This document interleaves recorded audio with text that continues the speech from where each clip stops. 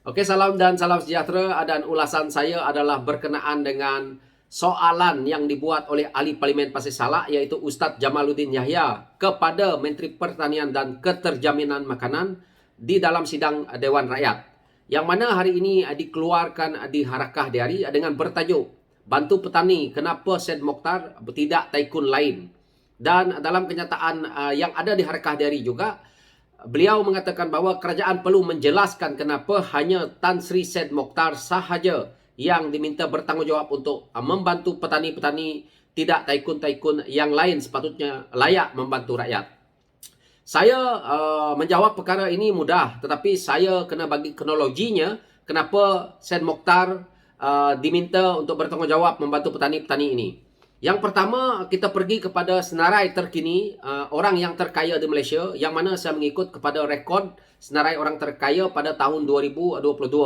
Anda boleh cek di Google untuk melihat siapa yang terkaya di Malaysia ini, yang mana kita tahu. Taikun-taikunnya adalah nombor satu kita tahu Robert Kwok, nombor dua Gwek Len Chan, yang mana nombor tiga Pok Kyong dan adik-beradik, Teh Hong Pyong, Ananda Krishnan, dan Syed Mokhtar adalah senarai ke-15 yang terkaya di Malaysia. So, apa yang berlaku di sini? Kita tahu, taikun-taikun yang kaya di Malaysia ni, mereka ni lah yang membayar cukai paling banyak. Jadi kenapa Syed Mokhtar dipertanggungjawabkan seorang dalam isu ini? Benda ini akan berlarutan panjang. Jadi saya harap kepimpinan PAS kalau bagi soalan, apalagi di dalam parlimen, sebagai ahli parlimen, perlu menunjukkan sikap yang bijak, perlu menunjukkan kepada rakyat bahawa apa yang kita hujahkan ini ada kepentingan terbaik untuk rakyat. Tetapi apabila mereka menghujahkan perkara ini hanya untuk memainkan sentimen, seolah-olah ini akan menjadi satu sentimen perkauman. Kerana namanya pun Syed Mokhtar kan. Jadi rakyat harus faham propaganda seperti ini. Apa yang kita lihat, ataupun ini bukan propaganda tetapi buat-buatannya kerana memang betul tak tahu dan cuba untuk memainkan isu ini. Kalau kita lihat, setiap mereka yang kaya ini tadi, mereka ini adalah pembayar cukai. Maka hal yang disebut oleh pemimpin PAS ni, iaitu ahli Parlimen Pasir Salak ini, menjerat mereka sendiri.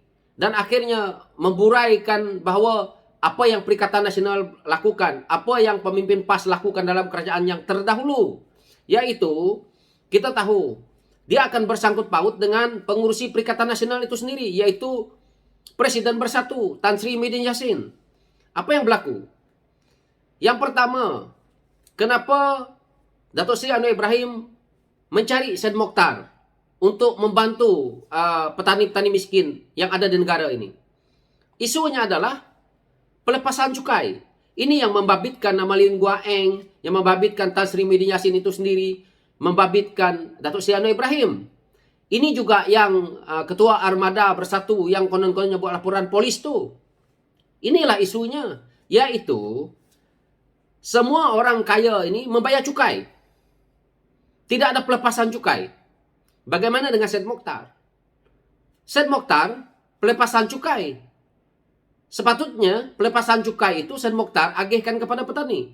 Tapi apa yang berlaku? Itulah yang ceritanya akaun Parti Bersatu ini disiasat. Ini kronologinya. Jadi pemimpin PAS nak menceritakan konon-konon hanya Syed Mokhtar membantu rakyat yang petani. Ni orang-orang kaya di Malaysia ni bayar cukai tau. Cukai mereka ni masuk ke kantong negara.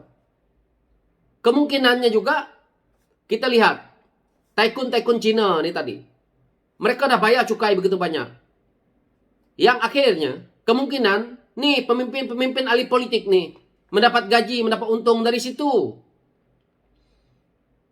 Jadi tidak perlu pemimpin PAS membangkitkan isu yang remeh-temeh, yang akhirnya kena kepada mereka sendiri. Jadi kalau mereka dah bayar cukai, itulah dia. Cukai itu dah membantu kepada rakyat. Jika nak minta lagi bantu, kita mungkin ada minta lagi benda-benda lain dengan mereka-mereka ni, taikun ni. Mungkin bukan kerajaan yang ada hari ini, tetapi kerajaan kamu terdahulu. Contohnya, dengan Syed Mokhtar ni. Apa yang berlaku? Macam mana duit daripada akaun Yayasan Al-Bukhari ini boleh disalurkan kepada Parti Bersatu? Cuba duit itu, yang berapa ratus juta itu, disalurkan kepada petani miskin. Kan lebih baik. Sebab itu Datuk Seri Anwar Ibrahim meminta Sen Mokhtar untuk menyalurkan bantuan kepada petani miskin. Jadi Sen Mokhtar ini tak bayar cukai. Kenapa perkara ini berlaku pula? Ini adalah kerana kita tahu dalam senarai panjang 15 itu Sen Mokhtar yang ke-15. Jadi umpamanya kita nak membantu orang kita, nak membantu orang Melayu Bumi Putra. Tetapi kalau kita bermain dengan isu yang cuba dimainkan oleh pemimpin PAS yang sebagai seorang ahli parlimen, cuba bertolak dalih dengan kenyataan untuk membuat propaganda seperti ini, maka rakyat akan keliru. Jadi saya punya jawaban mudah, iaitu itulah dia. Jadi saya harap kepimpinan PAS tidak perlulah nak bertabik dada dengan perkara-perkara soalan yang pada saya menjerat diri sendiri. Fikir sebelum nak buat soalan. Kerana rakyat hari ini bijak. Kalau saya sebagai rakyat biasa boleh fikir sampai ke tahap itu, mungkin ada beribu orang lebih bijak daripada otak saya untuk memikirkan perkara ini. Daripada tycoon nombor 1 sehingga ke nombor 15 ini, sehingga nombor 14 ni, mereka dah pun banyak jasanya membantu negara. Kita tengok Robert Kwok, syarikat minyak, perkapalan dan hartanah. Kwek Leng Cheng, perbankan dan hartanah. Nombor 3 ni aluminium, perbankan, telekom, media, oil and service. Ini semuanya pun membuat ekonomi negara kita ini berjalan. Memberi ruang peluang pekerjaan yang begitu banyak juga kepada mungkin orang Bumi Putra itu sendiri. Jadi kalau kita mempersoalkan kenapa tycoon-tycoon ini nak membantu, baik tycoon ini bagi semua syarikat mereka kepada orang, kepada kita rakyat biasa ni. Tak payah ada tycoon dekat Malaysia ni. Ini masalah mereka ni. Kita ni suka dibagi tongkat dan akhirnya tak pandai-pandai lagi berdiri. Asyik nak tongkat. Jadi beginilah sikapnya kita ni. Jadi ceritanya nak membantu petani ni tadi. Hari ini Datuk Seri Anwar Ibrahim dah berunding dengan Sen Mokhtar. Dan akhirnya hari ini boleh disalurkan kepada petani. Jadi tidak masuklah duit itu dalam akaun PKR. Tak masuklah dalam akaun PH. Jadi duit itu dah pergi ke rakyat, kepada petani kan lebih bagus. Kalau dulu masuk akaun parti orang lain, yang mana bukan menguntungkan rakyat, tapi menguntungkan ahli parti, menguntungkan pemimpin parti. Nah, kita lihat.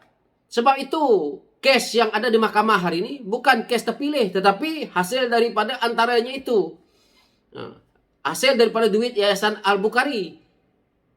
Jadi, rakyat harus menilai, itulah kronologinya, cerita di sebalik soalan yang dibuat oleh ahli parlimen Pasir Salak, yang pada saya membuat propaganda murahan, yang mana beliau sebagai ahli parlimen tolong study dulu sebelum buat pencerahan di parlimen. Saya harap YB Masabum jawab isu ini dengan begini. Kalau saya ahli parlimen, saya terus jawab macam ni. Nah, baru kena dia. Supaya dia sedar. Dia ingat tycoon-tycoon di Malaysia ni tak bayar cukai. Duit dalam kantong negara ni, tycoon-tycoon ni lah banyak juga membantu salah satunya. Siapa boleh menyangkal apa yang saya kata ni? Itu hakikat. Jadi, fakta harus jelas apabila kita nak bercerita. Jadi itu pencerahan saya. Sekian, terima kasih.